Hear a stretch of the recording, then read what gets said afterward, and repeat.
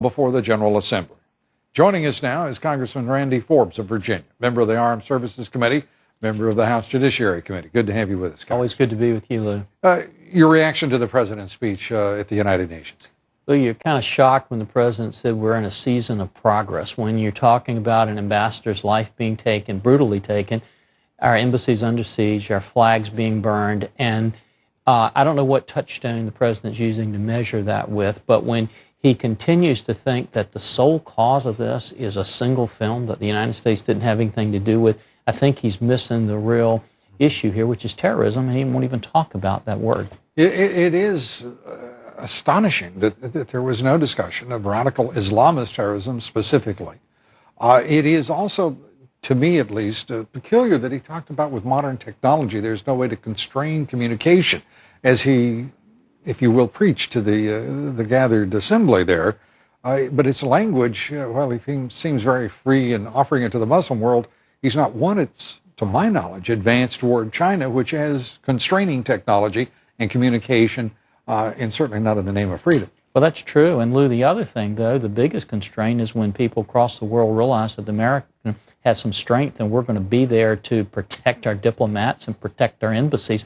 When they see that they can push us around and all we're going to do is to blame it on what they're blaming it on, I think that just encourages them to do more of these actions. And Governor Romney in New York today, he gave a very good speech before the Clinton initiative. But it was a speech that, frankly, was somewhat discordant because it wasn't relevant to the foreign policy issues that were being discussed by the leader of the free world and the commander-in-chief. What is your reaction? Well, Lou, I think that Mitt Romney is in a position to win this presidential race.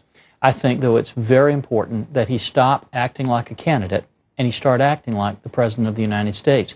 What I would have had him do today is be meeting with these world leaders as the President refused to do, and give that differentiation between the President of the United States sitting there on a talk show talking about being eye candy and having Mitt Romney meeting with world leaders to try to solve these problems. I hope that's what we'll see him do over these next 4 weeks or so before the election. And yet, President Obama, despite brushing aside the Prime Minister of Israel, despite just simply refusing to meet with any number of the leaders who one would have believed, as we pointed out from that statement by the candidate, Obama, some 5 years ago, really. It just makes no sense what's happening here, that suddenly a campaign takes priority over the business of state. Well, it makes and there's no comment on it in the mainstream media. Well, the mainstream media has totally brushed anything this president's done aside. But what's becoming more and more clear, I think, to the American people is this president's policies on the economy have failed and failed miserably. If he's reelected, we'll have 4 more years of those failed policies. Now it's becoming more and more clear that his foreign policy is crumbling around the world. And, Lou, it's not just the Middle East.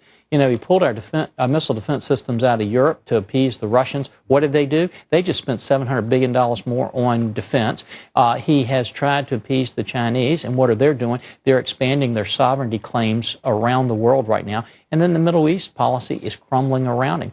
America needs leadership, and right now the only opportunity we're going to have is a President Romney. I hope we'll see that in the next several weeks.